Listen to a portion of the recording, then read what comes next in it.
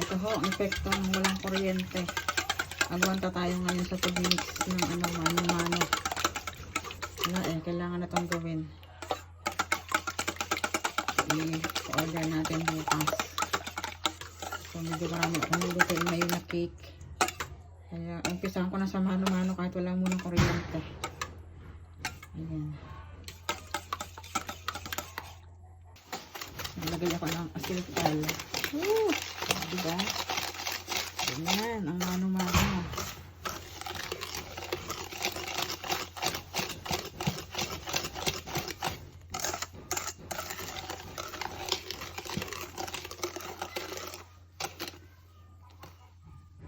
Cooking oil. 2 half cup ang aking gagawin, ang nilalagay dito dahil 2 menu ang aking gagawin. 2 menu. Then mix ulit.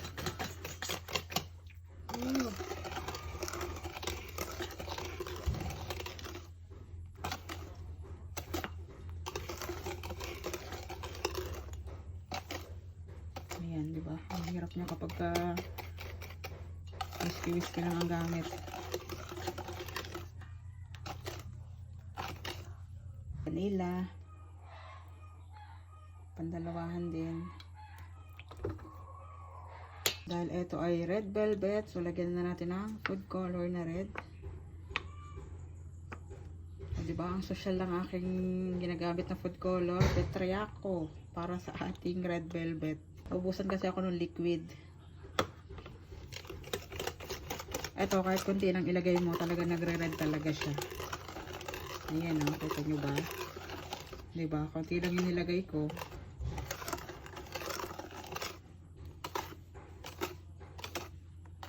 Warm water. Yan, warm lang yan.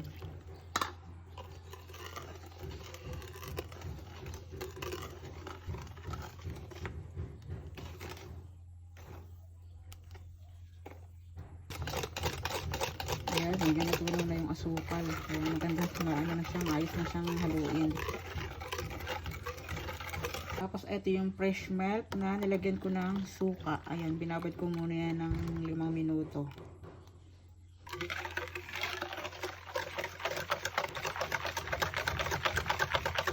Ayan, tapos set aside and gagawa naman ako ng dry ingredients. Ito naman yung dry ingredients. 3 cups na flour. Kasi nga, dalawang menu ang aking gagawin. Sinisip ko siya para mawala yung buo-buo. At ayan, kung nakikita nyo, naglalagay ako ng laurel sa aking flour. May nag-comment din yan sa akin dati sa video ko. So, ayan, ginagawa ko siya. Kaya walang mga, anong tawag doon, yung mga bukbok ng aking flour. Ito lang siya, yung buo-buo. Yan, nagkaganyan, nagbubuo-buo. Pero ano, okay lang naman. Ayan, kita nyo ba? Wala siyang itim-itim. Matagal na ho itong flour kong na ito. Walang itim-itim. Baking powder, 2 teaspoon. Baking soda, 1 teaspoon. Tapos, pinch of salt. 2 kasi 2 ng menu. Cocoa powder, 2 tablespoon. Then, sift.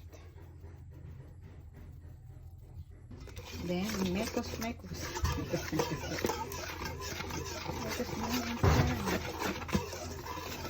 Nalakayan ko na yung aking bowl. At dito ko sasalin yung ating wet ingredients. Ito na yung wet ingredients. Ilalagay na natin sa dry ingredients. Ayan. Wait lang. Hindi pala natunaw yung iba.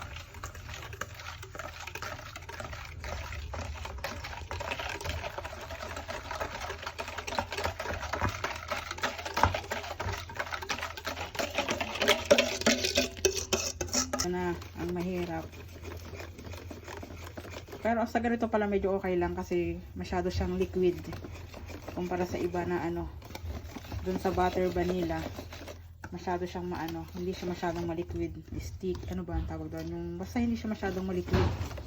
Ito kasi maliquid siya kaya medyo okay lang, kaya lang haluin lang ko nang haluin hanggang sa mawala yung dry na yung all-purpose flour.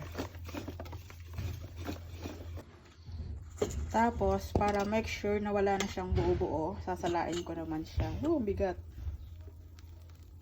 Ayan, sinasala ko yan. Para kung may buo-buo, hindi siya masasama. Ayan, parang may buo-buo pang ang flour.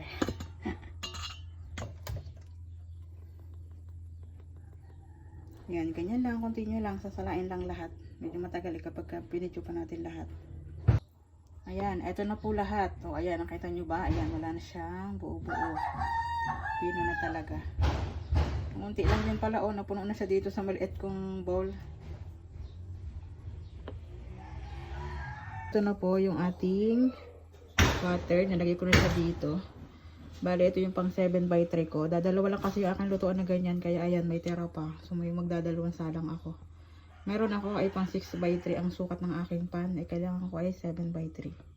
Ayan na, niluluto ko na. Ito ang kagandahan lang kapag digas.